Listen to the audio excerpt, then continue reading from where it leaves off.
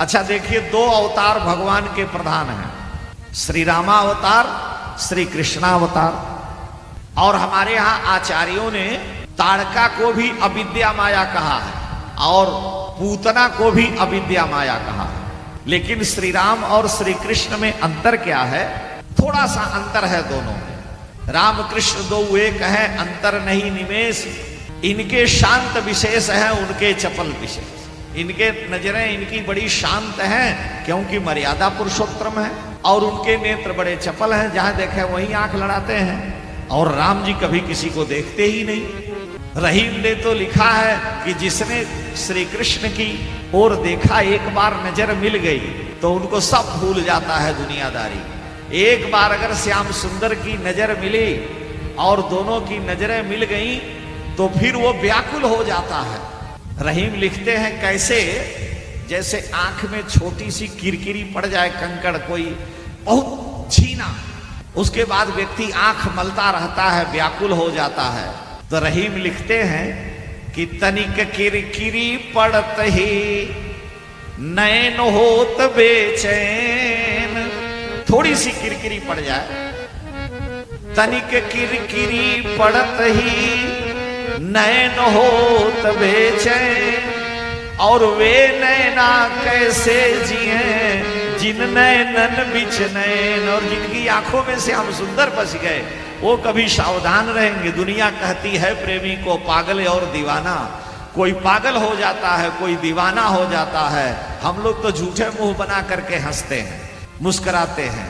हमारे यहां तो कहा गया कि या तो कोई दीवाना हंसे या मेहरबान जिस पे खुदा।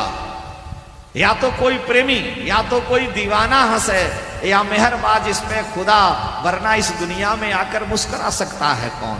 राजा दुखिया प्रजा दुखिया, साधु का दुख दूना। कहें कबीर सुनो भाई साधो, एको घर नहीं सोना। तो जिसको श्री कृष्ण जिसकी आंखों में बस गए महाराज, वो शांत नहीं रह सकता। तनिक किरकिरी पड़त ही नैन होत बेचैन। तो वे नैना कैसे जिए जिन नैनन बिच नैन। लेकिन उनके विशेष चपल हैं, इनके नयन सुशांत हैं। तो दो अवतार प्रधान हैं, श्री रामावतार, कृष्णावतार। रामावतार में 15 वर्ष की आयु में गुरुदेव के बार बार कहने पर विश्वामित्र जी ने कहा राक्षसी का वध करो, राम जी ने कहा स्त्री जाति की है। विश्वामित्र जी ने कहा राजा बलि की पुत्री, राजा बलि की बहन विरोचन की पुत्री। बलि के पिता का नाम विरोचन था, प्रहलाद के पुत्र विरोचन, विरोचन के पुत्र राजा बलि। तो विरोचन की पुत्री राजा बलि की बहन का नाम मंथरा था। वो मंथरा इंद्र को मारना चाहती थी, इसलिए भगवान ने मंथरा का सिर काट लिया। भृगु जी की माता, भृगु जी की पत्नी शुक्राचार्य की माता, भृगु जी की पत्नी शुक्राचार्य की माता इंद्र का नाश करने के लिए तपस्या कर रही थी। भगवान विष्णु ने सुदर्शन चक्र से भृगु जी की पत्नी का सिर काट लिया। क्यों? कि वो जगत मंगल स्वरूप जो इंद्र है वो इंद्र का ही नाश करना चाहती थी। तो जब भगवान ने मंथरा और भृगु जी की पत्नी, ये मंथरा कैकेयी वाली नहीं, राजा बलि की बहन, जब भगवान विष्णु ने वध किया तो आपको इसमें दोष नहीं है, इसलिए इसका वध करें। लेकिन राम जी रघुवंशी क्षत्रिय हैं। रघुवंशी क्षत्रिय कभी छिप के प्रहार नहीं करता, वो सामने चुनौती देता है। योद्धा का यही धर्म है। तो विश्वामित्र जी ने जब दिखलाया, चले जात मुनि दीन दिखाई। विश्वामित्र जी ने दिखलाया कि देखिए ये राक्षसी खड़ी है, उधर मुंह किए है, जल्दी से इस पर बाण चलाइए। तो राम जी बाण नहीं चलाए। राम जी ने धनुष पर डोरी चढ़ा करके कान तक डोरी को खींचा। भयंकर बिजली की गड़गड़ाहट पैदा हुई। बिजली की गड़गड़ाहट पैदा हुई तो ताड़का डर गई कि पूरब से हर बार कोई महात्मा का धुआं दिखता था, यज्ञ दिखता था, ये पीछे कौन आ रहा है? वो पीछे मुड़ के देखी तो विश्वामित्र जी और दोनों भाई पीछे दिख रहे हैं। बड़ी नाराज हुई कि ये बाबा पीछे से अब कहां से आ रहा है। बड़े वेग से, ये वाल्मीकि रामायण में लिखा, बड़े वेग से दौड़ी है।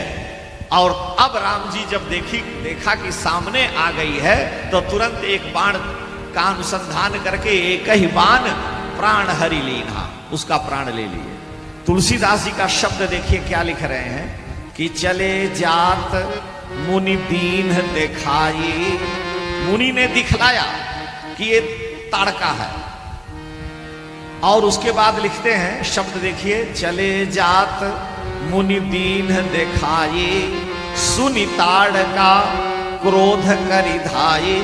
जब मुनि ने दिखलाया तो आगे लिखना चाहिए देख ताड़का क्रोध करि धाई, और शब्द कर रहे हैं कि सुनि ताड़का क्रोध करि धाई।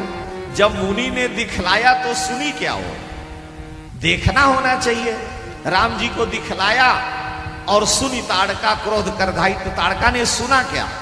वो बात विश्वामित्र जी ने कहा वाल्मीकि पढ़ोगे तो पता चलेगा, हम संक्षेप में रामचरित लिख रहे हैं। इसलिए ज्यों ही विश्वामित्र जी ने राम जी को दिखलाया तो राम जी ने धनुष की टंकार किया कि ये स्त्री हमारी ओर मुख करे, और आक्रमण सामने होना चाहिए, पीठ पीछे नहीं। घर में बैठ के रोज हम प्रधानमंत्री को गाली देते हैं, वो बात अलग है। सामने आने पर हमारे नेत्र में शील होता है, अपने आप व्यक्ति के नेत्र झुक जाते हैं, नेत्रों में शील है। तो जब सामने ताड़का दिखी है तब श्री राम ने धनुष पर बाण का अनुसंधान किया, एक ही बाण से उसका प्राण ले लिया।